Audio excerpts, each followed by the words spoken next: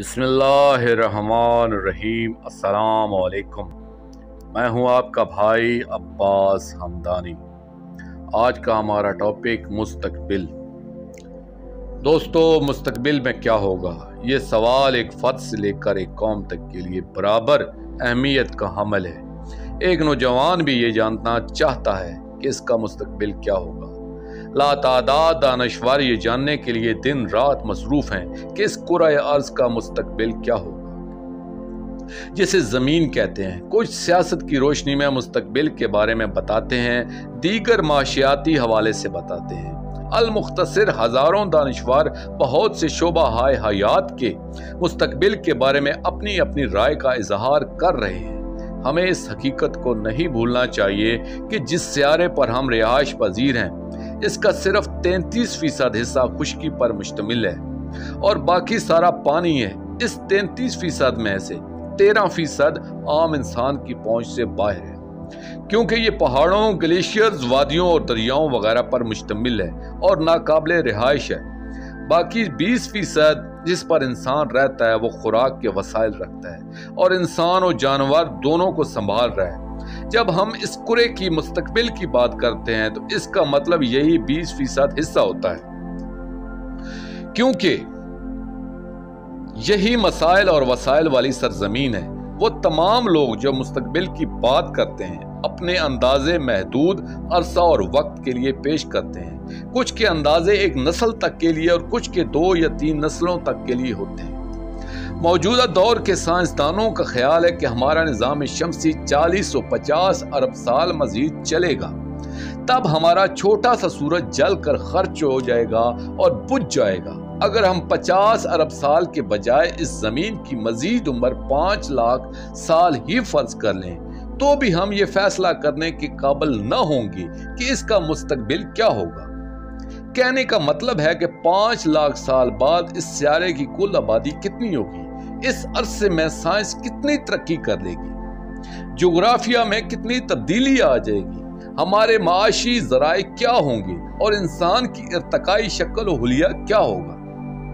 इस बात का इम्कान है कि वक्त के इस दौरानिये में इंसान खुद ही अपनी सारी तरक्की तबाह कर देगा। अब तक की सारी साइंसी तरक्की एक या ज्यादा आलमी जंगों में बड़े एटमी बमों के धमाकों से बिल्कुल सिफर हो सकती है और फिर इंसान एक और पत्थर के जमाने में रहने पर मजबूर हो सकता है। ये इम्कान भी है कि इंसान आबादी को कंट्रोल कर ले और इसे अपने वसाइल के साथ हम तनासब कर ले। एक और बात का इम्कान भी है कि आबादी में बहुत बड़ा इजाफा हो जाए और इंसान को रिहाइश के लिए एक इंच ज़मीन भी मुयस्सर ना हो।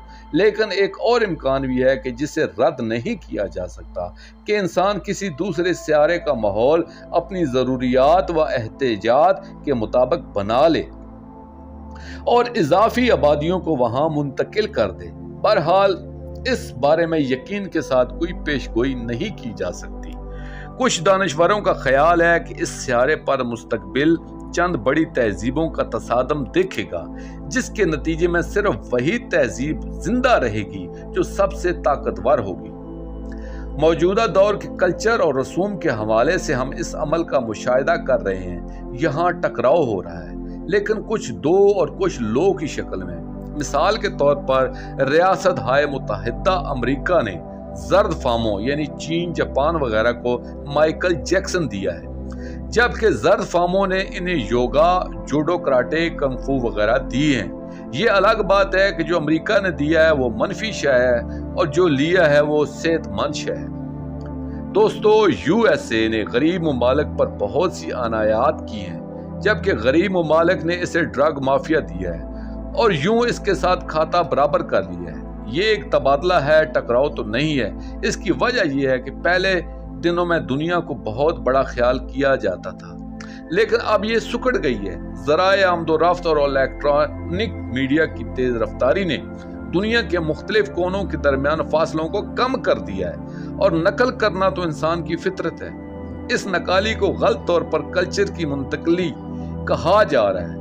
मिसाल के तौर पर अगर मैराडोना कान में बाली पहनता है तो बहुत से नौजवानों ने अपने कानों में बालियां पहन ली। اگر آندرے اگاسی ڈھیلی ڈھالی شرٹ استعمال کرتا ہے تو بہت سے نوجوان لڑکے اس کی نقل کرتے ہیں۔ اگر کسی فلم میں کوئی ہیروئن کوئی خاص ہیئر سٹائل اپناتی ہے تو لڑکیاں اس کی نقل کرنے کی کوشش کرتی ہیں۔ لہٰذا یہ سب دراصل نقل ہے، کوئی تہذیبوں کی منتقلی نہیں ہے۔ یہ زیادہ لمبے عرصے تک نہیں رہتی کیونکہ ایک آدمی لمبے عرصے تک دوسرے کی نقل نہیں کر سکتا۔ دوستو، ان دنوں اسلام کو ایک تہذیب کہنا فیشن بن گیا ہے تاکہ یوں اسے ایک خوفناک ہوا بنایا جا سکے۔ غالباً مغرب والوں کو یہ خیال ہے کہ اگر تہذیبوں کا ٹکراؤ ہوا تو اسلامی تہذیب یقیناً زندہ اور باقی رہ جائے گی۔ یہی وجہ ہے کہ وہ اس کی اعلیٰ اقدار کا صفایا کر رہے ہیں۔ حقیقت یہ ہے کہ مغرب والے مکمل طور پر جانتے ہیں کہ اسلام ایک مذہب ہے اور یہ ایک کلچر یا تہذیب نہیں ہے، لیکن میرے خیال میں یہ صرف اور صرف خیال آرائیاں ہی ہیں۔ مستقبل کا حقیقی اور یقینی علم کسی انسان کو بھی نہیں ہے۔ دراصل مستقبل کے حقیقی اور یقینی علم کی حامل وہی پاک ذات ہے کہ جو ماضی، حال اور مستقبل کی خالق اور مالک ہے، یعنی جس کے دست ید اللہ میں ہمیشہ سے اس کائنات کا کنٹرول ہے اور ہمیشہ رہے گا، جو مدبر کائنات ہے، جس کے دست قدرت شعار میں ازل سے ابد تک کی باغ ڈور ہے، اور جس ذات سے اس لامحدود کائنات کے ذرہ ذرہ کا مستقبل وابستہ ہے۔ دوستو، آخر میں شکریہ ادا کروں گا اپنے مرشد کریم سید محمد جعفر الزمان نقوی البخاری دام ذلہ تعالی کا۔ یہ مضمون میں نے ان کی کتاب موعود الرسل یعنی دنیا کا آخری مصلح اعظم سے پیش کیا۔ دوستو، آخر میں اپنے پاک کریم آقا کی بارگاہ میں دعا کریں، اللہ جل یا سفینۃ النجات، اللہ جل یا مطہر الارض، اللہ جل یا رب الارض، اجل اللہ تعالی فرجک وصلوات اللہ علیکہ یا رب محمد وآل محمد صلی اللہ محمد وآل محمد وعجل فرج آل محمد صلی اللہ علیہ وآلہ وسلم۔